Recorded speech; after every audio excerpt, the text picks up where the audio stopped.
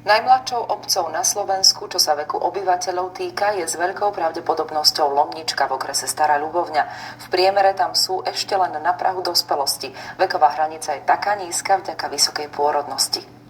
V 2000-ovej rómskej dedine žijú približne 2/3 detí a mladých ľudí, ktorí ešte nemajú 18 rokov. A takýchto deťureniec je tu približne 1000. Keď sa prejdete po ulici z hora až na dole, len veľmi ťažko nájdete inú odpoveď na otázku, koľko má kto rokov ako túto.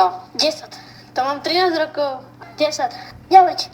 Možno je to aj tým, že tu nerodia ženy, ale niekedy naozaj ešte deti. Ničím výnimočným tu nie sú napríklad 35-ročné babičky. Koľko ich je, sme sa na obecnom úrade žiaľ nedozvedeli, ale krstí sa tu ako na bežiacom páse. Minulý rok sme mali 90 krstov, rovných 90. Pokrstili sme 46 chlapcov a 44 dievčat.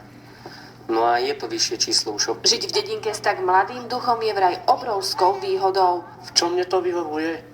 Takže tu bude pekne a že sa tu dačo vybuduje. Nové stále, s mladýma. Tak, lebo je tu veselo, lebo je tu hudba.